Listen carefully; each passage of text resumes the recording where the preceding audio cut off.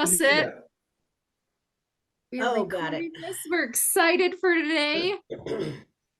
Upright It is piano so. cleaning. Upright piano cleaning. I was just talking to Stacy, so we're going to be going over a lot of this stuff. But I was just talking with Stacy. I was like, I don't even remember what we charged for this, and basically we both came to the conclusion, kind of not enough. And so typically this is something that we loop in with another service. So you do a cleaning and a tuning. To be perfectly honest with you, the upright cleaning is easier for the simple fact that most of the times the expectations are a little lower. The customer isn't going to see inside of it. It's not a presentation. So it's a little bit easier to do one of these uprights. Um, so I think that currently we're charging maybe $400 for the cleaning and the tuning as like a half day service. I think it probably needs to be up another 30%, just given what it takes. So just kind of give you some perspective. It's probably about a half day service, and that's what I would imagine when you actually include the tuning. But in doing so, I'm just going to kind of give you an idea of what we do, how I do it, and kind of the products, solutions, and things of that nature that I want to kind of go over. First of all, if you notice, everything is broken apart. I don't have the kickboard, the fall board, the key slip's even gone. And so I do that just to make everything just out of the way, put it in a safe spot. And at the end of a cleaning, I'll go ahead and, clean those as I go. Can anybody tell me what kind of finish is on this piano? Like what sheen? Like No, I can't see Go a it. little polyester closer. It glossy, looks like that satin. kind of sheen. It looks satin to me. Yeah, Who said that? satin. It was Dylan. Yes. That's a satin. So this is an ebony satin piano, very different than a high gloss. Can anybody tell me how you would clean a finish like this after when all said and done? You got to use a degreaser and then a finish with a satin polish, some sort. Yeah, I usually use Actually, there's an there's a easier way of car going about it. finisher. What? Yeah, there's actually an easier way of doing it, and that is, these things are great because they don't show as much dust. That being said, fingerprint smudges are really hard to get off unless you have a damp leather chamois. It's called like a chamois. And so that is the way to go. So you will go to your automotive department. So that would be like an automotive store and get a leather chamois. That thing, I have to tell you, is gonna stink. Because you're gonna like fully coat it, wring it out, and that's what you will use. You will kind of use your flat palm and just go over in the direction of that satinizing, and that will remove the fingerprints and then keep those lines nice and clean. That, my friends, is worth the price of admission. Somebody told me that once, and I was like, tried it. And then that's all that they use at these retailers. Like Classic Pianos is a big nationwide retailer. That's what they use on all their satin pianos, ebony satin. And so get yourself a leather chamois and wet it down. And then at the end is when we do, of course, the exterior of the cabinet. Just to kind of show you some of the stuff that I like to use, this seems like a pretty safe bet. This all-purpose method cleaner is not too aggressive. It cleans up, just about anything. I usually will put it on a rag, use it for the plate. I'll use it for a lot of things. I feel like it's a step above like just soap and water. Now, I will usually have a bottle of just like hand soap and water as my safest option for a solution. Then I'll go up to that method. The more aggressive, which I'll usually use for plates carefully, is the simple green. Now, be careful when you're using this because I don't know, I've had some issues on old plates and things of that nature where it really ate away what was there. So just test that out on small areas. Depending on what extent I want to go, brasso for the hinges. That's a big one. And some of the hardware that's exposed, I'll definitely clean some of that. They sell these at hardware stores, and this is probably a 2.5-inch long bristle brush, and about 2 inches wide. And this thing is just awesome. It attacks dust and does a really good job. getting in between. I can actually even get to the plate behind these strings. So this is definitely something to get long bristle brushes. Again, just your normal hardware stores. I will have Scotch-Brite pads as well as steel wool. What am I going to use for each, and what am I not going to do? Can anybody tell me? What's the Scotch-Brite pad going to be used for? Strings. Pins. Boom. And this guy, the steel wool? Pins. Pins. That's right. The tuning pins, as well as maybe some of the metal hardware. So, for instance, like the hinges and things of that nature. Never use steel wool on strings. Can anybody guess why? The iron and the steel wool could react with the copper in the strings, or Yeah, and for whatever transfer reason, rust a or lot of something. times they put a little bit of oil in this, and that will get on the strings as well. I found it, y'all. I sent Stacy an email. I don't know if she checked, but this is what it's called. Super Lube. And guess where you can buy it? Amazon, baby. We had the wrong name. We had the wrong name. It's not Tuba Lube, it's Super Lube. So if you notice, the pedal rods are removed, because at the end of the day, when I'm done, I'm going to take these pedal rods and put a little bit of dab of this Super Lube on the right there at the base and right at the top, just because I have everything out. And so this is something to definitely have. This is great. So, and it's only like $10.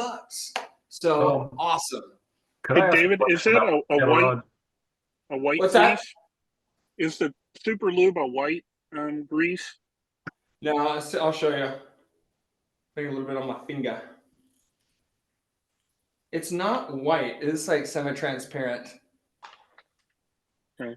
That's what it looks like. Snot. So yeah, little goes a long way. Tuba snot.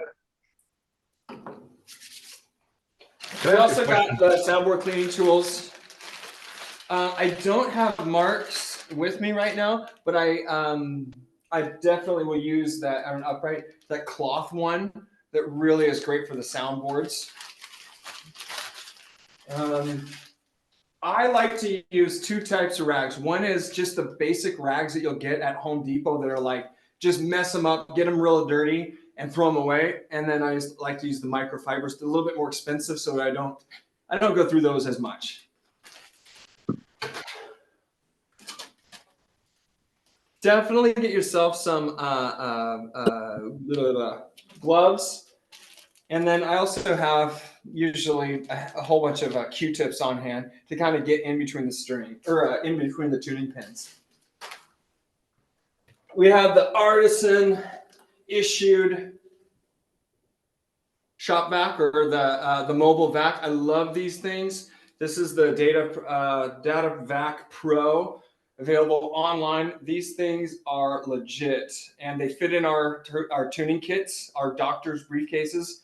These things are great, and they work really well. And then the last thing that I've started to take, and it's only because of our technician Alan, who was like, "Hey, when I come to customer's house, I have one thing that I don't think you'd use." And I'm like, "What?" And he's like, "This. This is a little mini compressor."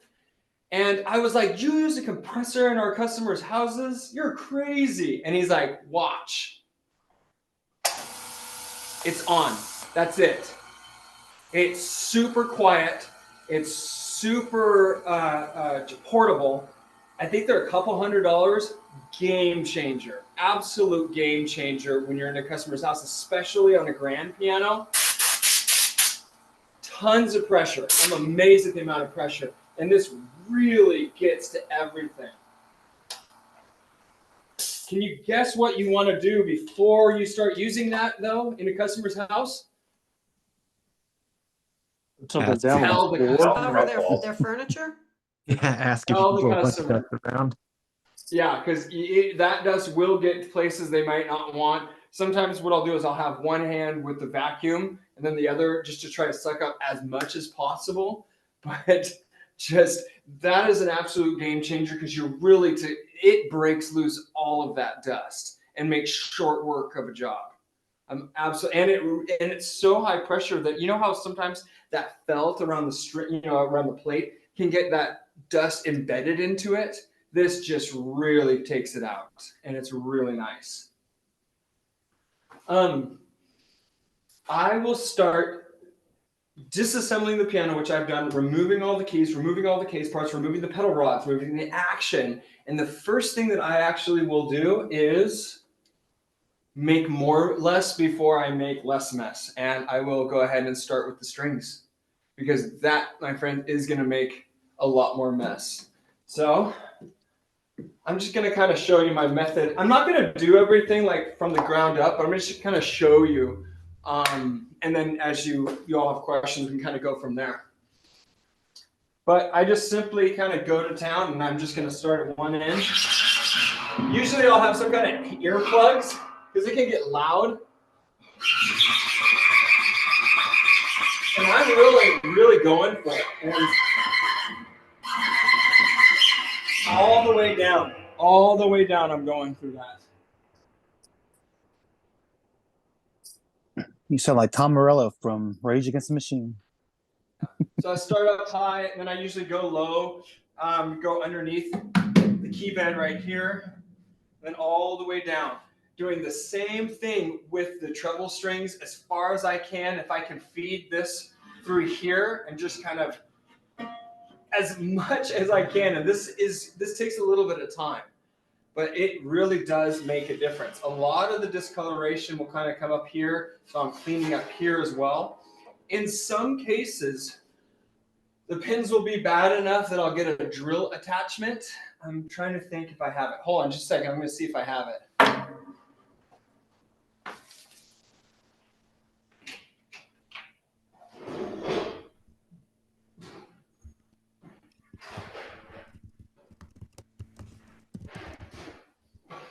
Yeah, I don't have it handy, but I've done this before where there's this like wire brush drill attachment that you chuck into a drill, and you're able to kind of put that inside and then really clean up around these pins. Just whenever you do that, be really careful that you're not going to scratch up the plate. So just definitely be careful about that. The first name of this cleaner right here is Method. So this is right here. And all of our techs, carry this. I don't know if it's kidding. Can you see that okay? Yeah, I can. Yeah. So Method all-purpose cleaner, French lavender to be specific. It does. It smells good. So yeah, I'll spend time, probably 10 or 15 minutes cleaning the strings. So I'll probably spend about that much time. It'll take me 10 minutes to disassemble everything, put them in a nice orderly space, lay out my tools. Sometimes I'll lay out a blanket just to kind of keep everything on. And so about 10 minutes for breakdown, 10 to 15 minutes cleaning the strings really nicely. Oh, wow. Oh, it almost looked like a crack running along the grain, but no, it's not. So I'll clean up that area, with the strings for 10 or 15 minutes. Sometimes it'll take me longer, but usually it's pretty okay. Just so you know, there's another way to clean strings, and it's way more intense. And Dylan, you might have done this before, but you actually loosen the strings quite a bit as you're pounding them with the notes, and that shakes out all the dust with them, and then you kind of bring it back up to pitch. So that's, again, a lot more. You have to be careful with how old the piano is, how old the strings are. Are they going to be able to handle that?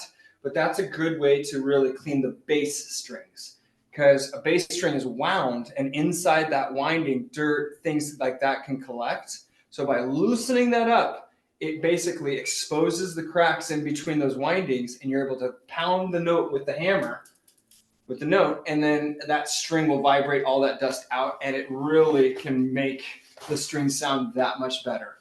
So Hey, David, that's another way of doing it. I recommend practicing on maybe your own piano just to see what it does. I have a question on the bass strings. I saw it Yeah. in the course where you coil the strings up and rub them to get debris off and dust. Is that something you would do at a cleaning like this? No, we put that in there. That wasn't my idea. I'll just say that. Okay. I've seen other people do that, but they were going in on a deeper job and they wound up twisting all the bass strings in the end. Mm. But they Yeah. did the twisting and they wound them and rubbed them together. But I think it's more of a quick fix than a good Yeah, clean. that would make sense. Yeah. So once I'm done cleaning the strings, typically at that point I can't stand it, and I'm like, I need to clean this filthy, dirty key bed. So usually at this point, which I'm going to do right now because it's gross and my OCD is kicking in. So I'm actually going to kind of vacuum it really quick so you guys can watch me clean. That sounds good.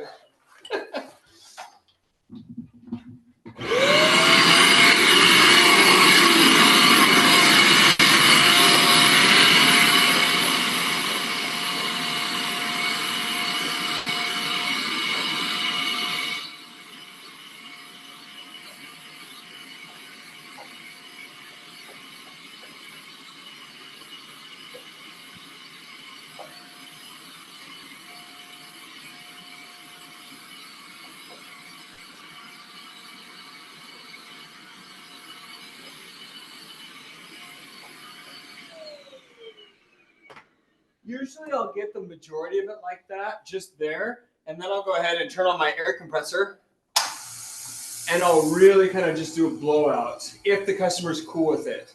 And a lot of times the way I say it is, hey, I have some tools to really try to clean this up as best as possible. One of the best ways is actually to kind of blow out some of it. Are you okay with me doing that? We can open the front door, we can open a window just in case. Usually everybody's like, yeah, that sounds fine. I've never had anybody been like, no, I don't like that. But just tell them ahead of time. So I'll get 75% of everything, and then I'll go ahead and hit it with the air compressor just to get that last little bit. And then I kind of got a preliminary cleaning done on this as well as the strings. I'll also use this time to do a preliminary kind of blowout of the case, or not the case, but the plate around this area. And then I'm going to kind of move down here to the bottom of the bottom board, the pedal board, and do a little bit of work there. Here we go. Whoa, you see that?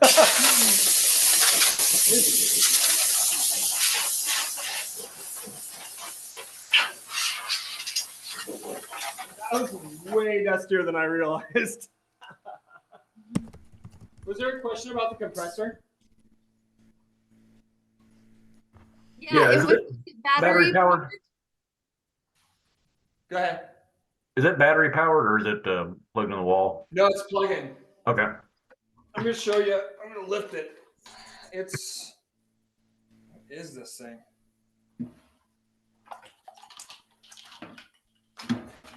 See if I can kind of hold it up so you can kind of get a better look. This is what it is.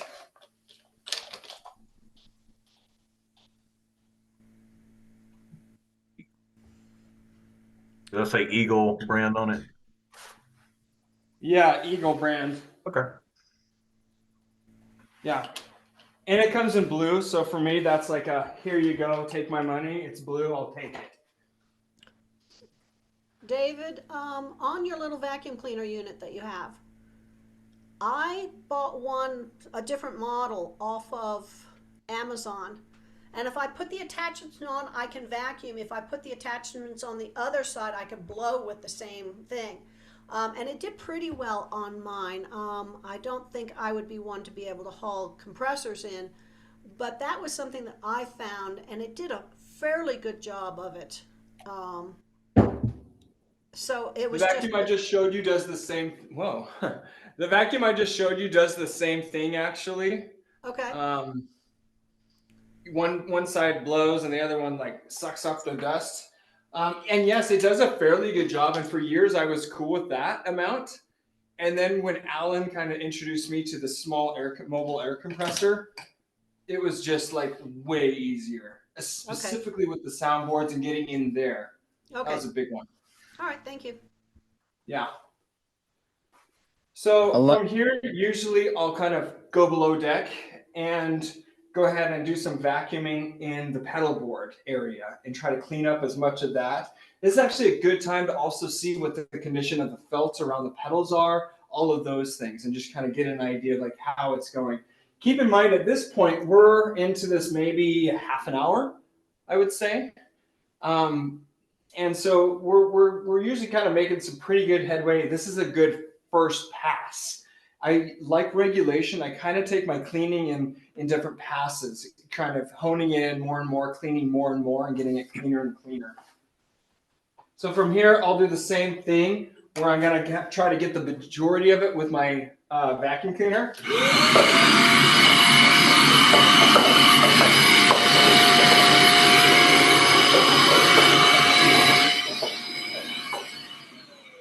This is pretty clean, but usually I'm kind of vacuuming out bugs or sometimes mouse droppings. Again, I don't know if you can tell how quiet that is. It may sound louder over on your end, but it's really pretty quiet. Surprisingly quiet. And I was really shocked at how much pressure it puts out given how quiet it really is. So at this point, I'm just going to kind of blow it out. A lot of times, again, I'll have that vacuum going just to kind of try to get as much of it as I can.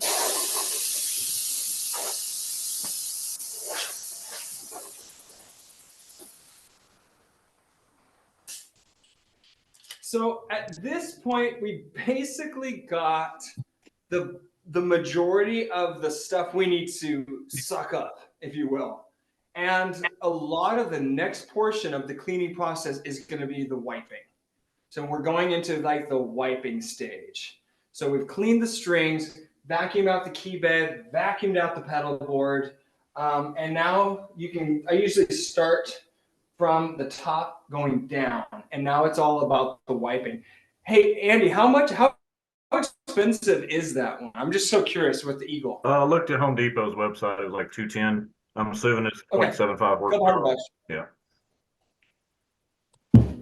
So from here, I'm going to be using, long bristle brushes. If there's stuff caked in between the tuning pins, the Q-tips is a good way to go to really get in there. And this is where you can let your inner OCD shine.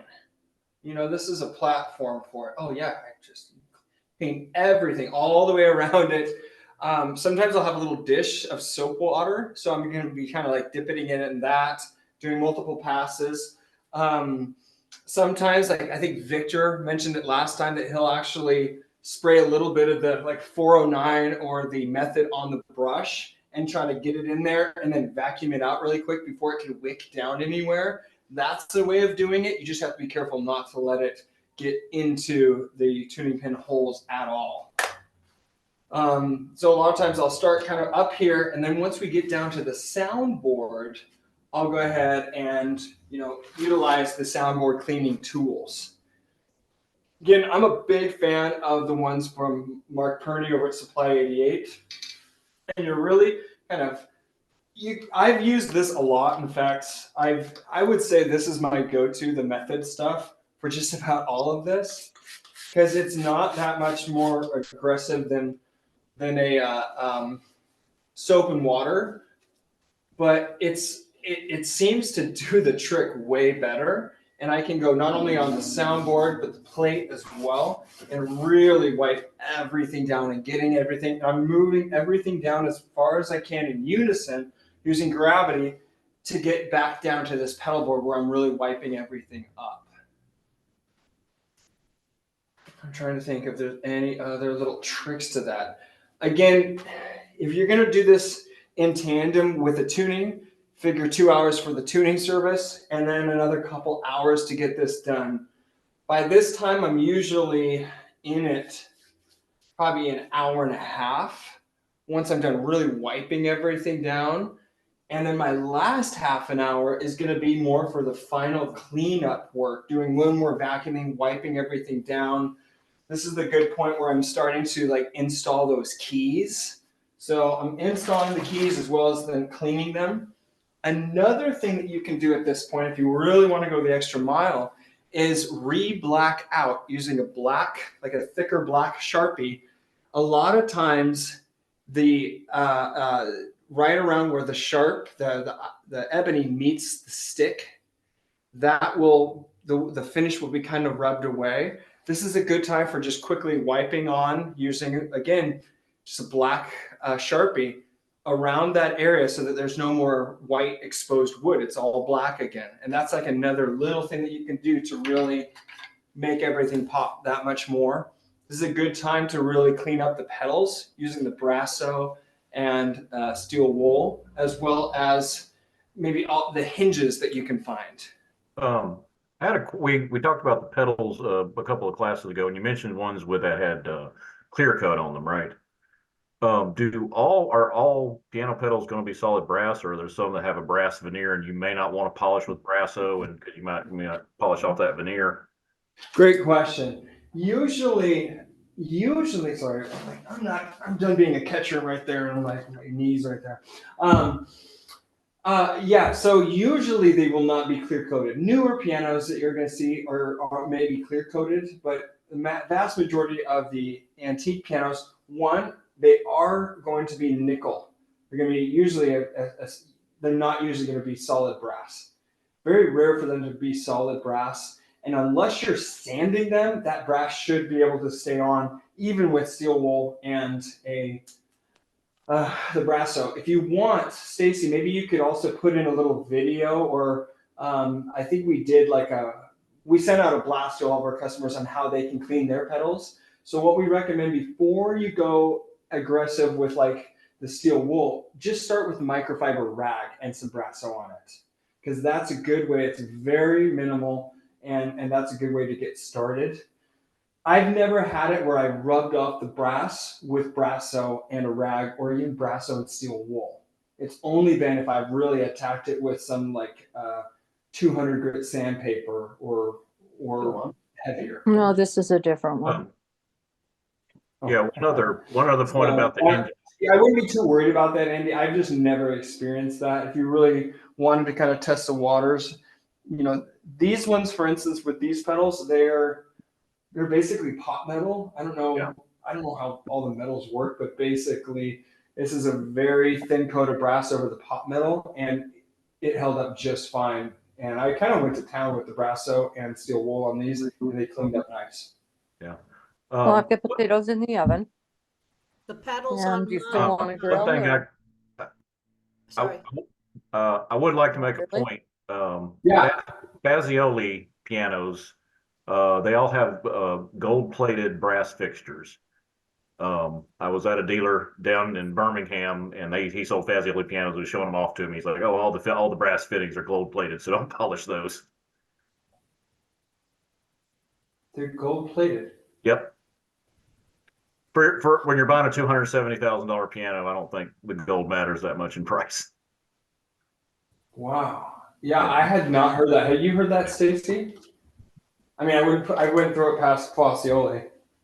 I mean, yeah, that could be very well true. I mean, Faziolis are one of those top 5 high-end luxury pianos. So I could totally, yeah, that's good to know though. Good to know. That is really good to know, because Yeah. most people don't work on a lot of those. They're few and far between. I got to play a piano that was worth more than my house one time. That was kind of cool. Wow. Yeah. Yeah, sometimes when we work on these instruments, it can be really nerve wracking. Even I've been doing it for a while, and sometimes when I get to these high end pianos, I'm like a little timid. Like, okay, you want me to voice this? You want me to customize it? I'm like, okay. But yeah, when you're playing with a $300,000 piano, it's pretty intense. I've been invited to kind of work potentially on some of the Ravenscroft pianos down in Arizona, and those are the same thing. It's just like I think the low end is like $285,000, and so I'm like, oh, cool, let's do it. The Yeah, we have pedals, go on. Sorry, mine wants a story. the pedals on my 100-year-old one don't have any of the plating on it yet left. It's all been played off by shoes. Yep. And I kind of find that an interesting thing to show how much the piano has been used in its lifetime. So it's a little bit of history that I've left there. Yeah. I've been to some pianos that they're so worn. Not only are the plating off, the metal is so worn that it actually is hollowed out. Because the underneath side of a pedal is hollow, and it's worn so far down to now there's a hole in it. And the customer wanted us to keep it, even though we were restoring their piano. I thought it I've was really seen cool. that a lot, where the top, the circular part of the pedal is just gone. It's just worn all the way through. Yeah. Yeah. What were you gonna say, Johnny? I would say we have a friend in the family they're very wealthy, and they have one of those 300,000 like self-playing pianos and everything. So whenever my mom heard that I was going to do this, she was like, "Oh, you can practice on their piano." I was like, "I'm not going anywhere near that piano." I mean, not for a long time, if anything. Yeah, That's awesome. nope. Can't afford Our that call is insurance. great. They're like, Yeah. Tony, you're doing this. You should just do that. Yeah, just do that. Have any of you all actually gone out and done cleanings out on pianos, either uprights or grands? Maybe a show of hands of anybody that have attempted or done that yet. Dylan, awesome. Can you point out anything that you would do differently, any issues, any additional things that you would recommend kind of people know? Yes, Francis? Oh, you and Victor are like the kings of cleaning pianos, man. Yeah, and obviously we haven't made it all the way through it, but I didn't see anything that I wouldn't do or would. Yeah, nothing that I would add. Okay. Yeah, I mean, those are kind of the tips and tricks and the solutions, but a lot of it is just simply doing it. I guess just you ever use Corey stuff? Corey polish, yes, I should have mentioned that. So the Key Bright, phenomenal product. The high gloss piano product, great products. I've not been a big fan of the satin wood one conditioner. I found that with some of the newer pianos, it made a little bit of a film on it. I could have done it wrong. It could have been old, but it made a weird film. Have you ever found that? Yeah, so I actually had a customer who bought a Yamaha G1 in the satin finish from us, and we give it with all of our satin pianos. We just send it away with the customer in a polished rag. We never had any issues until this one. It definitely did. It left a film on our piano, and what I found, I had to come out and just kind of use we actually use Armor All, the traditional formula Armor All. It's pretty gentle. It's gentle enough to do on all your car stuff, all your screens and everything. And it doesn't leave a film, doesn't leave a haze, and it cleans up back. Good. That's really cool. I didn't know that. Yeah, and on leather and stuff. But then once you get that grease off, the Corey guys told me to just spray it on the surface and don't let it dry. Get it all the way before it dries, and then once you all off again, come back. That's interesting. Yeah, we here at Artisan are actually in the process of creating our own solutions for this kind of stuff, and so those will be available for sale at some point, where they'll come with an actual package and be something that we would stand behind. So that's in the works on our end. Just because I know the Corey stuff has been around and it's fine, but I feel like it could be updated a bit. Yeah. And also working at a piano store where we were cleaning the pianos like daily, right? I mean, those Corey products will leave a film if you clean it a lot. Like don't use them every day. I'd use them so sparingly. I just use them very sparingly. So yeah, the guys just told me definitely don't let it dry on there. Much on there, and it's going to leave a haze for sure. Yeah. But I would like one that clean and then finish at the same time. They say it's a cleaner and finisher, but it doesn't clean. No, You no, gotta- I found the same thing. Definitely go get a chamois though, because that has, whether it's a ebony satin or just a wood grain satin, you can definitely tell, and it does the same thing. It works great. And I always recommend it to the customers, which they're very grateful, because usually by the time they have you in their home, it's been a while, they have no idea really how to clean it.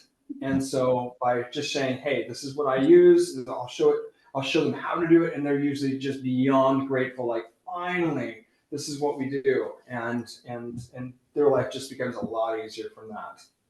Yeah, with those satin finishes, people will buy them because they think it's not going to show fingerprints or dust, but it shows more fingerprints. I mean, because it's just like your oils like seep right into it. So that's like the best tip I've heard. Because I was using like this car McGill's or McGuire, I can't remember, like this car finish stuff that would work pretty good.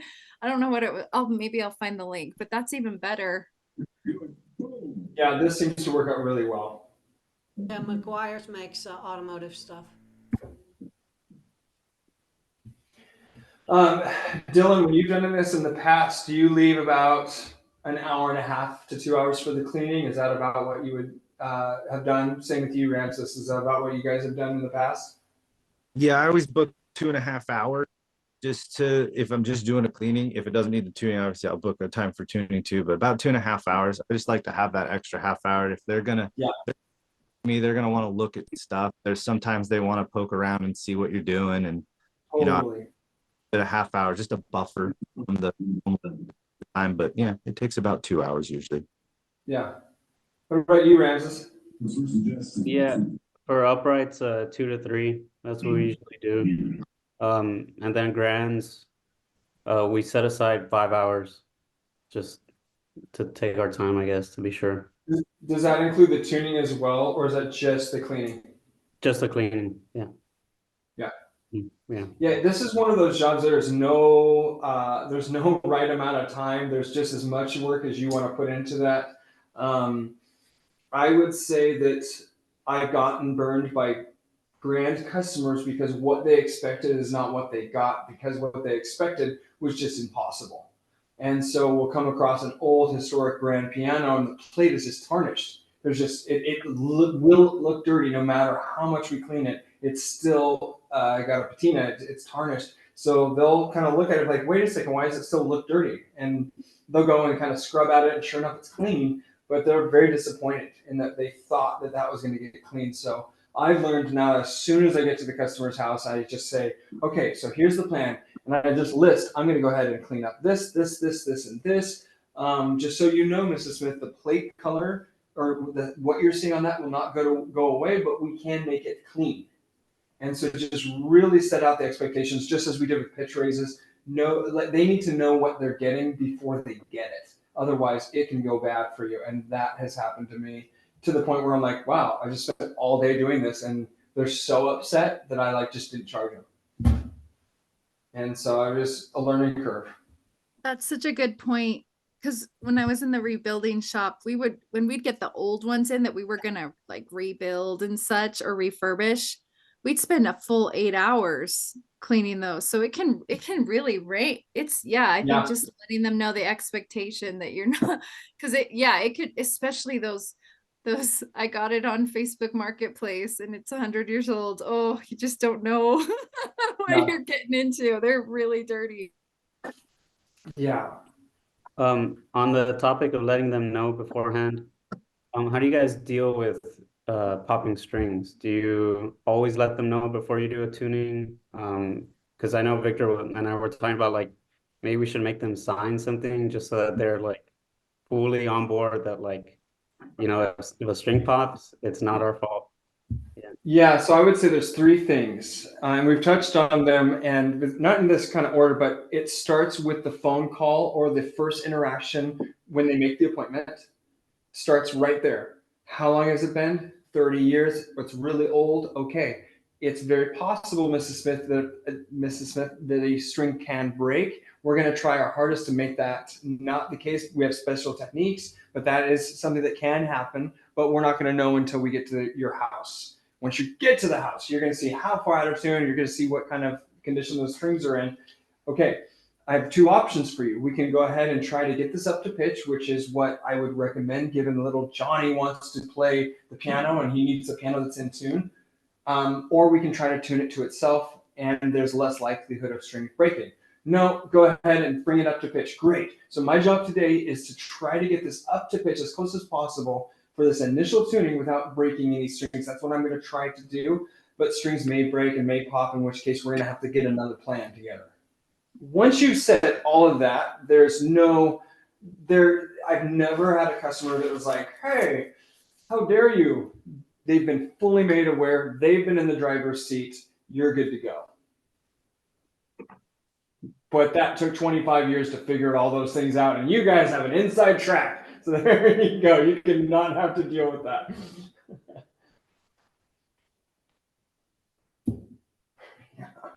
There was this one. Oh, they were so mad. Oh, they were so mad. They were so mad. And I was early in my career. I felt so bad. It was a bad thing. It was just so bad.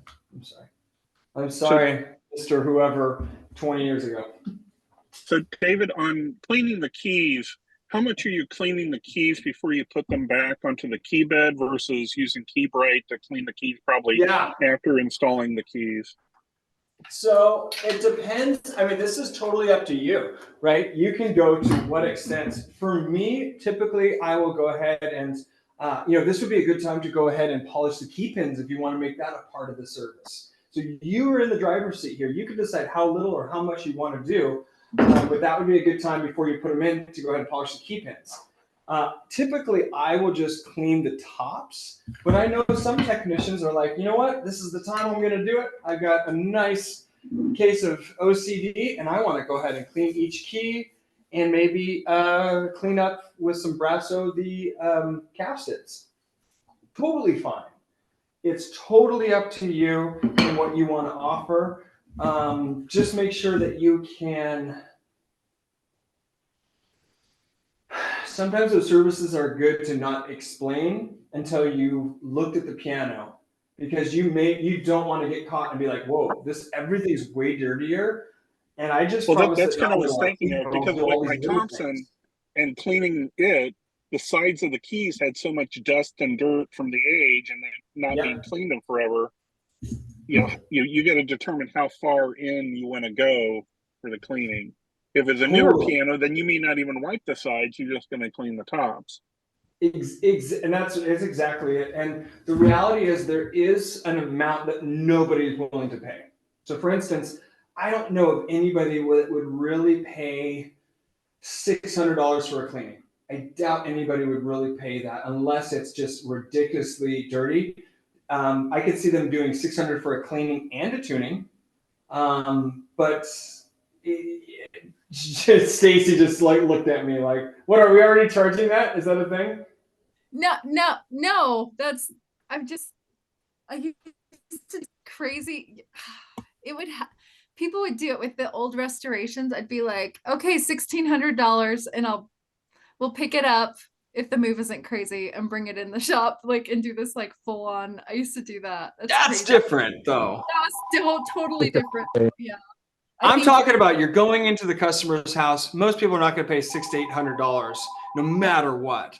So just know that there's always a ceiling in it. And I recommend knowing in your area what that ceiling is and offering all the services that are great up to that point and seeing what you can offer. In the future, one of the things I really want to do, and the reason I haven't done it yet is because I haven't been able to source the product. If any of you want to do some homework for me and find it, I wouldn't be upset, and I will demo it for you. It's a product called Maraway, Maraway, and it is the best stain sealant reconditioning product that I've ever used for wood pianos, wood tone pianos. And this is for the historic instruments, the historic grands, uprights. It reinvigorates, rehydrates that finish. It is a game changer. And it is a service you can do in your customer's home for about $1,500. And people are like blown away. So Marway, there's some homework for y'all. If you all can find a way for me to find it, again, I will get some and I'll show you kind of that as a demo, because it is an absolute game changer. Customers love it. And it's something that, aside from being a little smelly, you go into the customer's house, you break down the piano, spend a good day in there, but it's a $1,500 to $2,000 project, and customers are thrilled to have it done. So we used to offer, and we'll offer it again once we really kind of get things narrowed out. But we used to offer a 1-day cabinet. What do we call it? Refurbishing. And in that, we would go ahead and polish the hardware. We would go ahead and replace the cabinet felt, the cabinet buttons, and then rehydrate and do this finish work, and then have little touch-up pens to really kind of blend everything. So you keep the original patina of the piano exterior, and it just looks good. It looks clean, but it keeps that historicness to it. So down the line, that is one of those things that I would love to show you how to use it, because there's some different ways of using it that I didn't know until somebody really showed us it. I found it on restorationsupplies.com. Is it actually for sale? Is it actually available? $129.25. It says Stacy. it's out of stock though. Oh, is it out of stock? Okay, I just found it. Yep, you're right. Yep, it's been out of stock for a little while. That's why you don't think I'd give you guys easy homework. Come on. I'm on the hunt. Find it. Yeah, the person who finds it gets an Artisan t-shirt, by the way. That action one. All right. There you go. A little incentive. All right. Game on. Game on. Hold my beer. That's awesome. Yeah, it's one of those things that there's all these little services that you need to know how to offer, but a lot of times you just don't know that they exist until somebody shows you. I mean, that was us with this Marway product. But there's all these little tricks and tips that you can do to really make yourself more valuable. And the reason you make yourself more valuable is because your customers find you more valuable. And that's the thing, is really progress up the, there's tools and there's, things that which are tools for your tool chest. You will learn how to do touch-up. You will learn how to do cleaning. You will learn how to do voicing, how to regulate, how to recondition. And that's all the kind of stuff that we want to help you learn. Not only just the world of pianos needs it. So we want to better the world of pianos for the end user, which is the piano player. And if we're not careful, if we're not intentional, there will be so much of this information that gets lost and that will never come back.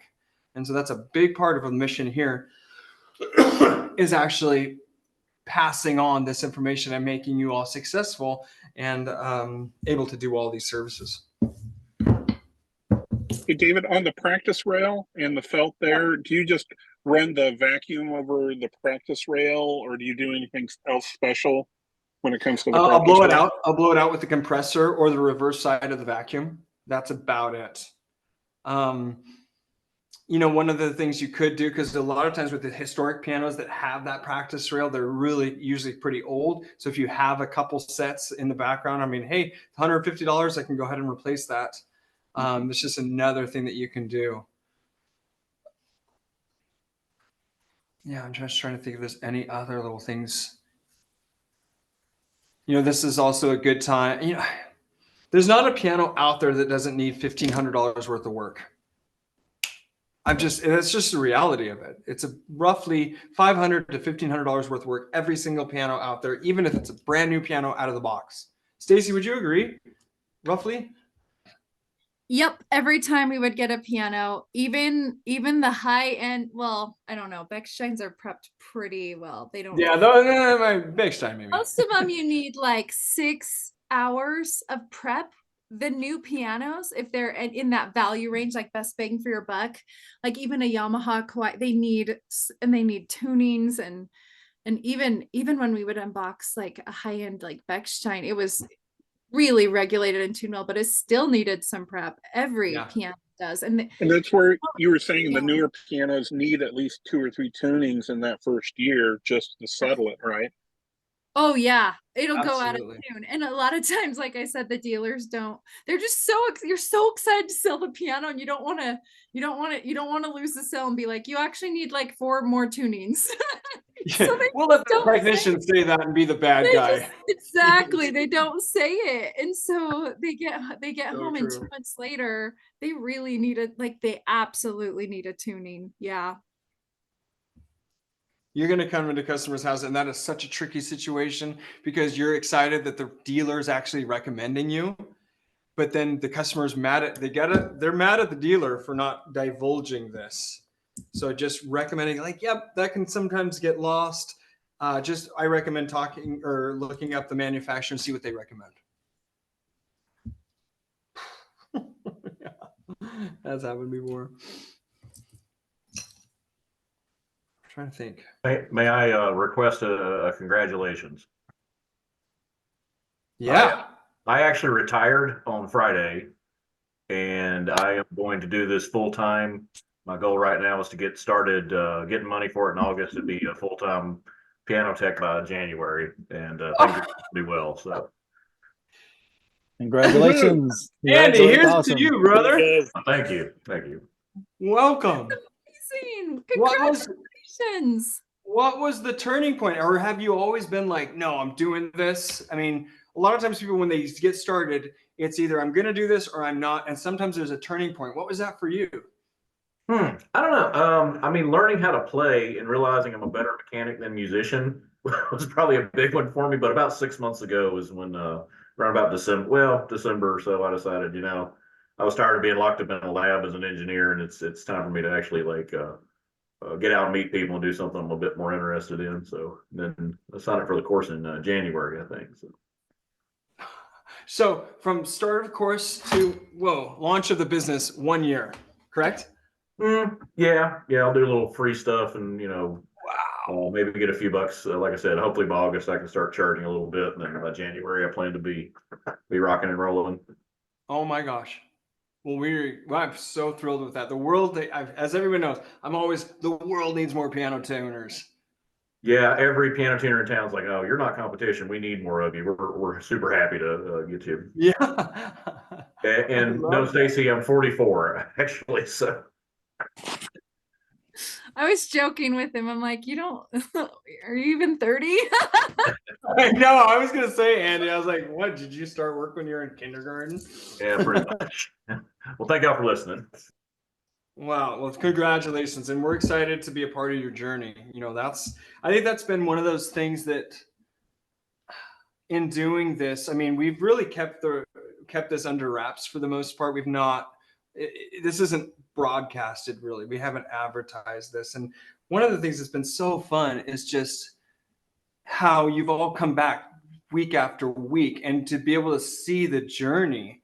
And Stacy and I and Andy, who runs, we were just talking, and I'm like, it's mind-boggling how far in such a short amount of time you folks have gone in this work, and the confidence and the competence and just like that I can do this. I'm just blown away, and I'm proud to be a part of that with you. So kudos to you all, and I'm excited to be a part of it with you. Amen. So. It's like, you have no idea how exciting it is to see how you guys are progressing. I was like, it's incredible.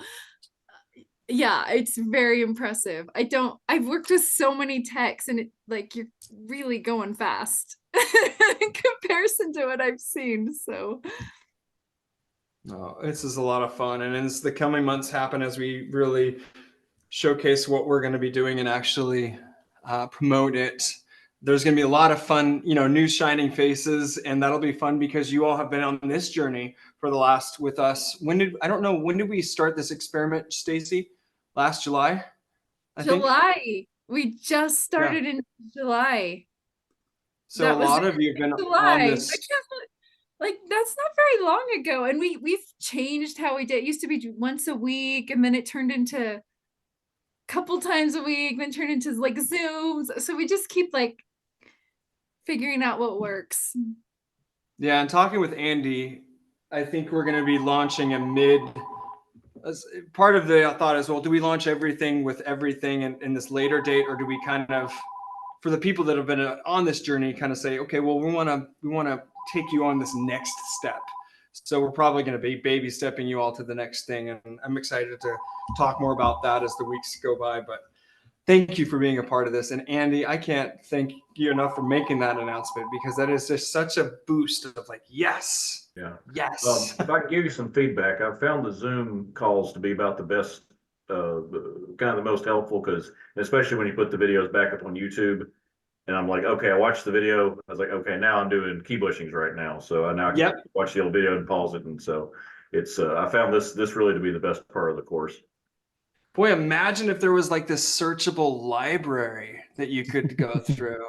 That'd be sick. So cool. Or like a really cool closed group feature for forums and stuff. I don't know. Thank you, Stacy, for updating that PDF, by the way. Oh, you bet. Robert found, oh yes, I have on the Facebook group all the old, we did like 50, almost 50 for Connect. So those are all on the Facebook group. So you have access to them still, even though they're not like published. You can still access those. So if you're not part of the Facebook group too, let me know and I'll add you. Yeah. Like No, the I've private got group, like the group. Yeah. I have a few to catch up on. Yeah, you do. Remember, find me Maraway. So if you guys are bored this week and you're like, I'm just going to go on Google and just find this thing, and you find somebody in Zimbabwe carrying it, let me know. It sounds like an old Amway product. I was thinking the same thing. You know, it's probably one of those things. It's probably just some old English and a little bit of stain and some vinegar, and that's all it is. Who knows? We need to get the product detail and just make it. That's what we need to do. Totally. There you go. Found its ingredients. It's not quite that alternative. First thing on the list is going to say stem cells. Like, yeah, that's true. That's true. All right, what are we talking about on Wednesday, Stacy? We're doing Google reviews. Everyone needs that in their business. And Michael, if you want to show us how to get verified, because I don't think everyone's verified, and if you're not, I can walk us through what I did to do the verification and the stuff that I showed in because they went the video verification. I can walk through all of that. Oh, that'd be great. Awesome. And then those who are not, I expect it to be done by the end of the week. Yeah. Yes. Yeah. Because it'll help. It'll help. It will help. That was y'all. I didn't mean to be pushy. I just want you guys to do well. Sorry. We're coaches. That's what coaches do. I was like, oh, I'm feeling the calm down. All right. We'll see you on Wednesday. Have a great night. Find me some more way. I'll talk to you later. Thanks, everyone.